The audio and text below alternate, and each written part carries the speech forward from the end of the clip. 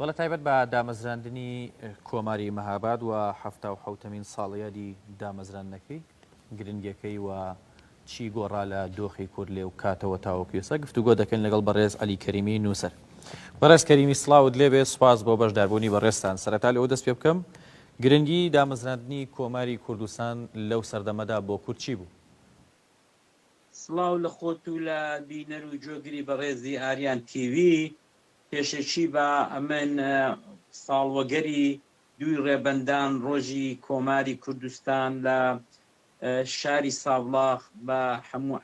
میلەتی کورد پیرۆزبایی بڵێم. حقیقەت ئەوەیە کە ئەوەی کە ڕاستە تەمەنی کۆمار زۆر کورد بوو، تەنیا 11 مانگی خایان، بەڵام وەرچەرخانێکی لە مێژووی گەلی کووردا لە هەر چوار پارچەی کوردستان و ڕێخز و دروست کرد کە ئێمە ئێستا دوای هەفتا و ئەوەندە ساڵە دووبارە شانازی بە مێژووی کۆماری کوردستانەوە دەکەین. ئەوەی کە میلەتی کورد لە هەفتا و ئەوەندە ساڵ لەوەی پێش بە جیهانی ڕاگەیان کە مەبەستی وان لە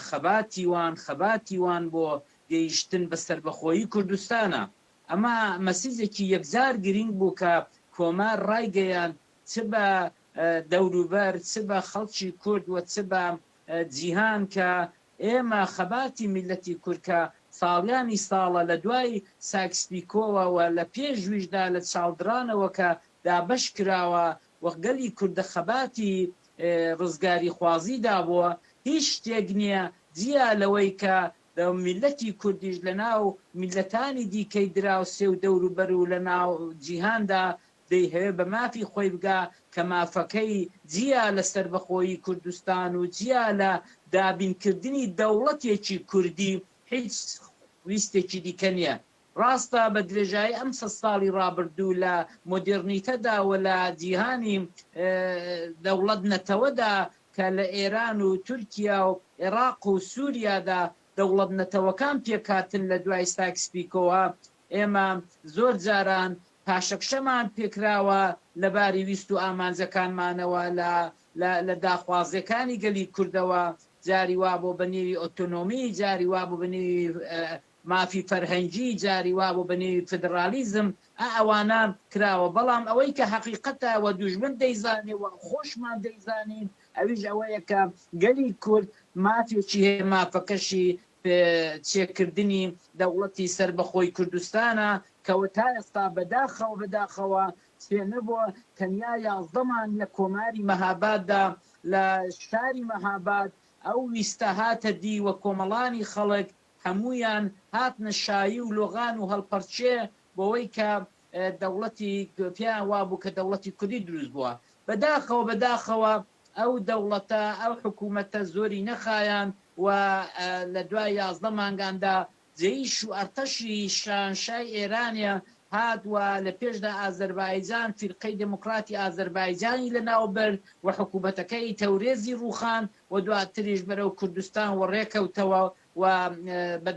بەداخەوە ئێمە کە لە کۆماری کوردستاندا نەمانتوانی ئەو ئامادەجێ نیشان بدەین و ئەوە خۆمان پۆشتە بکەین کە بەرگەی هێرشێکی زۆر بچووکی یەک ڕۆژەش بگرین. بەداخەوە کۆمار تاقە یەک ڕۆژیش لە دوایەوەی کە جێیشی شای هات بەرەو میاندوا و لە میاندواوە بەرەو سابڵاغ، بەداخەوە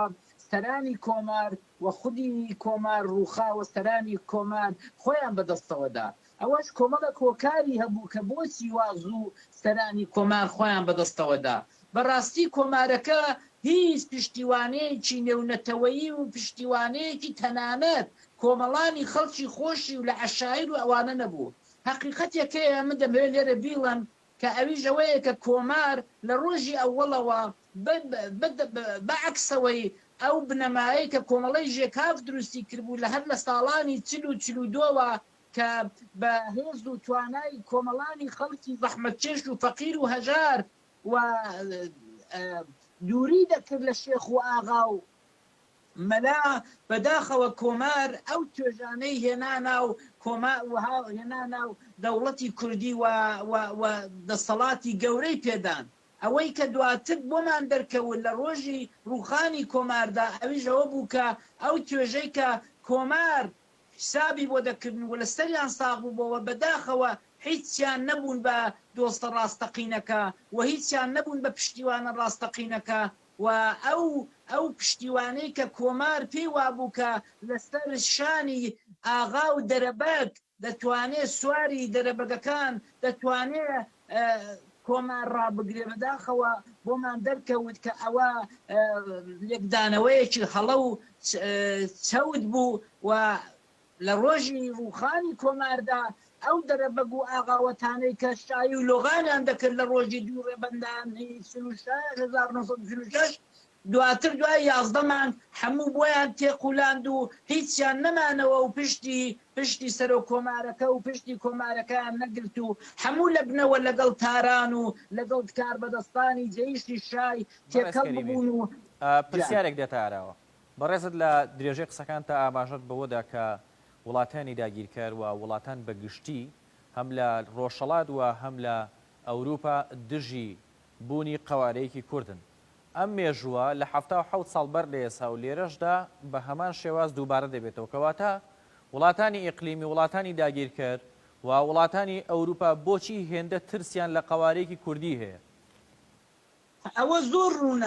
زۆر ڕوونە یەک بە دوو هۆکار یەک ئەوەی کە دەبوو ئیرادەیەکی زۆر بە قووەتی نەتەوەیی لە ناو تاک بە تاکی نەتەوەی کووردا پێک بێت دروست بێت کە دەوڵەتی کوردی چەند قازانجە بۆوان و ئەو ئیرادەیە وا پێک بێت کە ئەوان بە دڵ و بەجان دیفاع لە ئەوە بکەن ئەوی دیکەشی کە بۆ جیهان مخالفە و بۆ دەوڵەتانی دەوروبەر شتەکە زۆر وازح و ڕوونە ئەویژەوەیە کە خاچی کوردستان گەلی کوردستان لە نێو چوار دەوڵەتی داگیرکەر و جنایەتکار و دیکتەتۆردا دابش کراوە و ئەو دەوڵەتانە بە قازانجیان نیە و ئەو دەوڵەتانە لەگەڵ زلهێزانی جیهان هەر کامیان بەرژەوەندیان هەیە و زلهێزەکانی لەگەڵ ئەو دەوڵەتانەی کە دەوڵەتن وەکو عێراق ئێران تورکیا سووریا کۆمەڵک بەرژەوەندیان هەیە کە لە پێناو بەرژەوەندی کووردا هەرگیز و هەرگیز بەرژەوەندی خۆیان ناخەنە خەتەرەوە چ داگیرکەرەکان چ دەوڵەتە زڵهێزەکان ئەوە زۆر ڕوونە بەڵام لەولاتەوە لەو لاشەوە ئێمە دەبێت باسی بکەن کە ئیرادەی گەلی کورد لەکوێ هەیە ئیرادەی گەلی کورد لەکوێ بوو ئایا ئیرادەی گەلی کورد بوو ئەوەی کە دەوڵەتی خۆی لەسەر عەرزی واقع پێی بچەقێنێ و سێبکات ئایا واقعەن ئەو ئیرادەیە کافی بوو بەڕێی من ئەو ئیرادەیە ئەو شێوەکارەی کە لە دێرزەمانەوە لە دوای ساکسپیکۆوە لە ناو هەموو گەلی کوردستان لە هەر چوار پاس دەکراوە کافی نەبووە ئەیەکێک لە هەرە هۆکارە گەورەکان ئەوەیە کە گەلی کورد هەمیشە و دایم بڕوای بە فۆدال و دەرەبەگ و ئەو توێژەیە کە زۆر ناوەفادارن کە وەفایان نییە بۆ دەوڵەتی کوردی ئەوان زۆرتر بەرژەوەندەکانیان لەگەڵ دەوڵەتێکی داگیرکەری وەکو ئێران زۆرتر مستەیر بۆ مستەوگەر بووە و زۆریان جۆ نەداوەتە ئەوەی کە میلەتی کورد دەوڵەت و حکوومەتی خۆی پێک بێنێت ئەوەی کە ئەو هێزەی کە سیاسەتمەدارەکانی کورد شۆڕژگەرانی کورد پشتیان پێبەستەوە واتە فۆدال و دەرەبەگ ئەوە دیتمان لە ماوەی 100 ساڵی ڕابردوودا ئەوانە بێوەفا بوون ئەوانە هەرگیزا و هەرگیز وەفایەکی ئەو تۆیان نەبووە ئیرادەیەکی ئەو تۆیان نەبووە بۆ دروستکردن و ئەو جار ڕاگررتنی دەوڵەتێک و کەیانێکی کوردی ئەمە یەکێک لە هۆکارە هەرە سەرچەکانە بەرژەوەندی زلهێزەکان بەرژەوەندی ئەو چوار دەوڵەتەی کە کوردی دا بەشدار بووە و بێوەفایی و ناپایەداری خودی ئەو هێزەی کە لە کوردستاندا توانیوەتی دەسەڵات بێ ئەویش هێزی فۆدال و دەرەبەگ بووە کە یەکێک لە هەرە هۆکارەکانی کە قازی محەممەد پشتی بەتاڵ بوو ئەویژەوە بوو کە ئەو لە کۆماری مەهاباددا هەرچی دەرەبەگ و فۆدال بوو هاتن بۆ ناو حکوومەتەکە و پۆستی وەزارەت و ئەویان وەرگرت و دواتریش پشتی قازیان چۆل کرد و بۆ خۆیان چون بۆ تارانێ و پێشەوە قازی محەممەدیان بە تەنیا هێشتەوە زۆر باشە بەرز کەریمی بابەتێکی زۆر گرنگکە ئەویش ئاڵای کوردستانە بۆ یەکەمین جار لە مێژووی کووردا لە ناو کۆماری مەهاباددا 77 ساڵ بەر لە ئێستا ئاڵای کوردستان هەڵدەکرێت بەڵام ئەوەی کە دەبینرێت لە ناو باشووری کوردستاندا سیناریۆیەک دروست کراوە بەوەی کە قازی محەممەدی نەمر ئاڵاکەی بەخشیوەتە مەلا مستەفای بارزانی کە ئەم ئاڵایە لە باشووری کوردستاندا هەڵبکرێت بەڵام ئەوەی کە دەبینرێت سیناریۆکە وەکو خۆی خەڵکی پێچەواشە دەکرێت بەڵام بەکردداری نە خەباتەکەی قازی وەکو خۆی جێبەجێ دەکرێت نە ئاڵاکەی ئێستای باشووری کوردستانیش ئاڵاکەی قازی محەممەدە. ئەمە زۆر ڕاستە بەداخەوە هێزگەلێک ئەوڕۆ لە ساحەی کوردستان لە دیوی ڕۆژهەڵاتیش و باشووریش ئەو ڕۆکانە قسە دەکەن و ئەو ڕۆکانە دەسەڵاتیان هەیە کە بەڕاستی فڕیان بەسەر سەربەخۆیی کوردستانەوە نییە. یەک لەو هێزانەی کە باسی ئەو ئاڵای دەکا پارتی بارزانیە کە بەداخەوە منیش ئاگادار بووم 19 ساڵەوە پێش لە 2005 بوو سناریۆیان لە هەولێرە دروست کرد بە بەشداری کوڕەکەی پێشەوا قازی محەممەد کە نەدەبوو بەڕاستی هەرگیزا و هەرگیز پێچوو بابەرەوە ئەو هەڵە قزەقەی کە بە قسەی بنەماڵەی بارزانی بێتە سەر شانۆ و لەوێ ئاڵایەکی وەربگرێت لە نەوەی مەلا مستەفای بارزانی کە گوایە کە هیچ بەڵگەیەک بوو ئەوە تا ئێستا کوونێ ئەمن پێم شکدا هاتۆوە هەرچەند لێکۆڵینەوە و متالعە و دراستەم کردووە لەسەر کۆمار و لەسەر ژێکاف بەڵام تا ئێستا کوونێ هیچ بەڵگەیەکی ڕاستەقینەم دەست نەکەوتووە کە وا بێت کە بەداخەوە وایان بوو هێنا گۆڕێ وایان وان نمود کرد کە قازی پێشوەی کە مەهاباد بگیرێتەوە و مەلا مستەفا بڕوات خوا حافزی لێ بکە ئەوە گوایە ئاڵای کوردستانی تەسلیمی کردووە. هیچ بەڵمەیەکی هیچ بەڵگەیەکی مەلموس هیچ بەڵگەیەکی زەق بۆ ئەوە نییە بەڵام بەداخەوە ئەوان لە هەولێرێ بۆ نمایشکردن و بۆ ئەوەی کە خۆیان مەطرحکەن و بۆ ئەوەی کە خۆیان بکەنە وارسی سەربەخۆیی کوردستان کە نەشیان توانی دەیانتوانی ببن بەڵام نەکرا لە ڕێفراندۆمدا دەیانتوانی ببن نەکرا نەیان کرد وەچووکە ڕاستی ناکەن. ئەوە هاتن سناریۆیان دروست کرد لە یەکێک لە هۆڵە گەورەکانی هەولێرە و لە ئەیفۆڕێکدا لە لاپەڕەیەکی بچووکدا کە ئەو زمانی پێشەوا و جمهوری مەهابەتەر ئەو ئەیفۆڕشتە هەر نەبووە ئەگەر بش بێ لە قماش بووە هاتن لە تابلۆیەکی بچووکدا لە ئەیفۆڕێکدا ئاڵای کوردستانیان تەسلیم بە کوڕی قازی محەممەدی کرد کە من زۆرم پێ ناخۆش بوو کە کوڕی قازی نەدەبوو ئەوەی وەرگرتپای چکاوە درۆ بوو درۆیەکی ساختە بوو سناریۆیەک بوو کە دروستیان کرد بوو ئەو جارەکانە ئەو ئاڵایی کە ئەواندایان ئەو ئاڵایە کە ئەوڕۆ پارتی هەیەتی و ئاڵای پارتیە کە ئەو ئاڵای کوردستان ئەوە لە بەڵگەکاندا لە جەریدەکاندا لە هەموویدا بە هەزاران بەڵگە و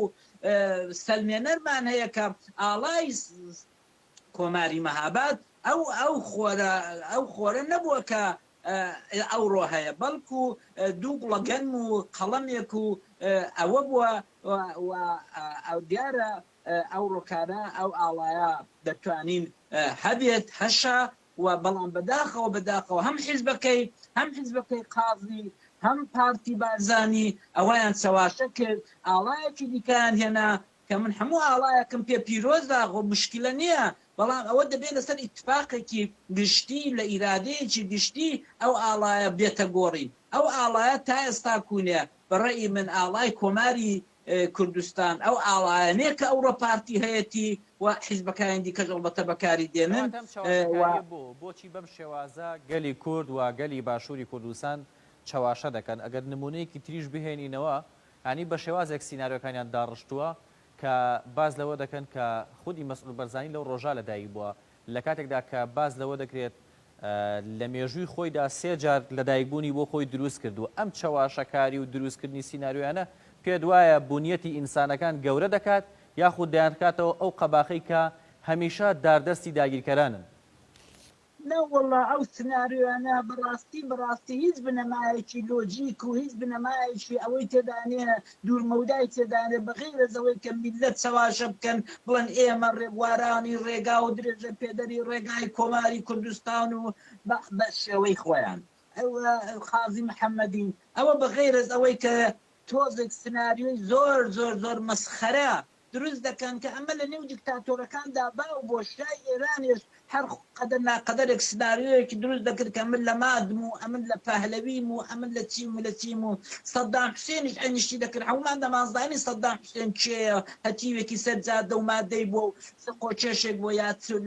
لا تولوتێک بووە بەڵام بۆ ئەوەی کە ببوو بەو دەسەڵاتەدا ها سناریوی بۆ خۆی دروست دەکرد کە لە چێە و چێنێ و خۆیان دەگەیاندەوەنەوەی پێغەمبەر و ئەوانە ئەمە باوە ئەوە باوە لە ناو دەسەڵاتدا بۆەوەی کە دەزانی بۆچێ کاگاراز ئەویش ئەوەیە کە بەداخەوە دەسەڵاتەکانی کوردی دەسەڵاتەکانی داگیرکەری کوردی لە جەهالەتی ئێمە ئیستفادە دەکەن لە جەهالەتی ئێمە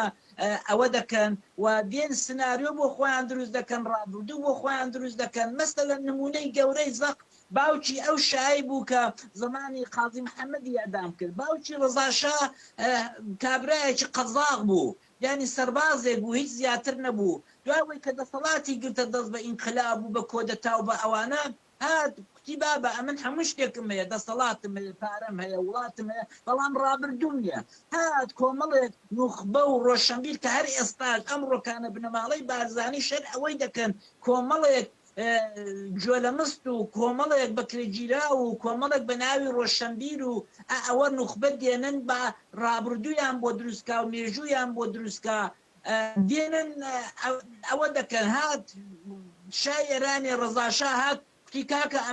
ئەمن لە پەهلەویم ینی ئەم ڕۆشنبیرانە ڕابردوویان بۆ دروست کرد بەداخەوە ئێمەش عینی شت دەکەین ینی ئەوەی کە ئەو ڕۆکانە لە ساحەی کوردستان بەعام دەگوزەریە ئەوە نییە کە ئێمە لاسای مەسەلەن ماندێلایەک غاندیەک یا مەسەلەن ئیدۆلمان ئەوروپایەک سێکولاریزمێک ئەوە بێنێ ئێمە هەموو ئینتیما و هەموو ئیدۆل و هەموو ئەوەی کە بەرچاومانی پێڕوون دەبێ ئەو دیکتاتۆرانن کە لەگەڵ ئاژاوین جایا سەدامە جایا شای ئێرانە بەڵێ تایبەت بە ڕووخانی کۆماری مەهاباد ئەگەر بپرسم دەستی خیانەتی ناوخۆیی تا چەندە دەستی هەبوو لە ڕووخانی کۆماری مەهاباددا جیاواز لەوەی کە ئاماژەت پێدا لە ئاغا و دەرەبەگۆ و بابەتانە تا چەندە دەستی ناوخۆیی و هەڵهاتنیان لە ناو کۆمار و خۆ ڕزگارکردنیان لەو بابەتە تا چەندە دەستی ناوخۆیی هەبوو لەو ڕووخانەداوە تا چەندە خیانەتی ناوخۆیی لەوێەوە سەرچاوی گرتاوەکو ئێسش درێژەی هەیە و بەردەوامی پێدەدرێت ئەوەی کە تۆ باسی دەکەی یەکێک لە هەرە فاکتەرە گرنگەکانە ئەگەر هەر لێکۆڵەرێک هەر خێنەرێک دی هەوێ ئیشکا لەسەر کۆماری مەهاباد لەسەر کۆماری کوردستان لە 1936 کە بۆچی دروست بووە بۆچی ڕووخا یەکێک لە فاکتەرە هەرە سەرەکیەکان ئێمە دەبێ باسی خیانەتی ناوخۆ بکەین باسی نائیرادەیی بکەین باسی خۆ ئامادە نەکردن بکەین لە ماوەی ئەو 11 مانگەیدا و ئێمە ئەمە یەکجار زەقا هەر ئەوەندەی کە دوژمنی داگیرکرد توانی بێ زەفەرمان پێبەریە هەر ئەوەندەش دوژمنی ناوخۆ مەسەلەن با من نمونەیەک بۆ بڵم کاتی خۆی کە کۆمار دروست بوو لە دوو ڕێبەندان بوو بە سەپڵە ڕێزان و بەزم و هەڵاکە براکانمان لە دیوی باشوورەوە ماڵی بارزانی و بە خۆیان و 500 سەگدارەوە هاتوون بۆ پشتیوانی لە کۆمار ئەوە نەبوو کاکە حقیقەتەوە نەبوو ئینگلیس لێی دابوون لە بارزان و ئەو ناوچانە و لە بادینا و شێخ ئەحمەد و مەلا مستەفای شکان بوو ئەوان هاتبوون بۆ چۆستانەکانی شنۆیە هاتبوون پەنایان بۆ ڕۆژهەڵاتی کوردستان هێنابوو حەقی خۆیانە هاتوون بۆ لای براکانیان دەو دەمەیدا شانسی وانە کۆمار هاتە چێکردن و کۆمار ئیعلان کرا ئەو جار خەڵک بوو بە چەپڵە ڕێزان و زۆر دڵیان خۆش بوو ئومێدێکی گەورە بوو کە بەڵێ ئەوان تەجروبەیان هەیە ئەوان بە ئەزمونن ئەوان پێشمەرگایەتیان کردو لە شاخ و چێو بوون و ئەوان دەتوانن دیفاعمان لێ بکەن ئەو هێز و قووەتەی ئەو ئومێدەی کە درا بە سەرانی کۆمار و بە خەڵکی سابڵاغێ یەکجار چاواشەکاری بوو بۆەوەی کە دواتر بدیتمان کە ئەم هێزا نەتەنیا شتێکی ئەو تۆی بۆ کۆمار نەکرد یەک دوو تەقەومەقە لە ناوی ناوتەی سەقز و ئەوانە کرا لە جادەی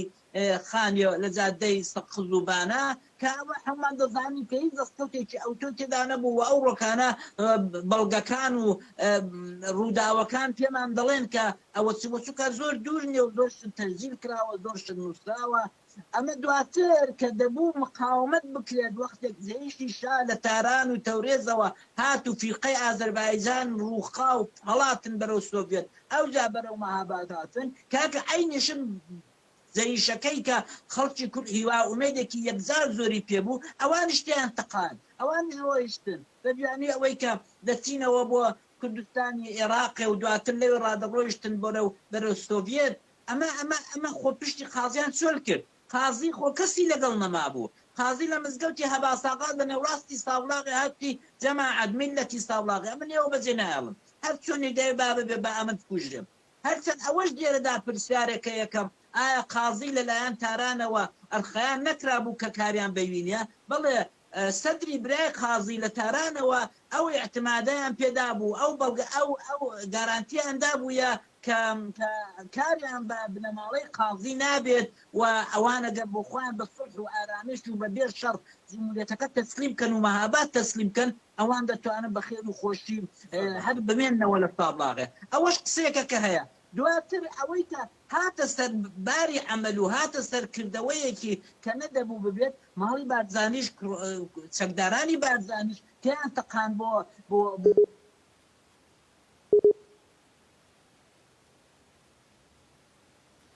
بەڵە دیارە پەیوەندێکی مامۆستا عەلی کەریمی چڕا پرسیاری ترما بوو بەڵام بەهۆیەوەی کە کاتی بەرنامەکە بەرەو کۆتایی دەڕوات ناتوانین درێژەی پێ بدەین دووبارە سپاس بۆ بەڕێز عەلی کەریمی نووسەرکە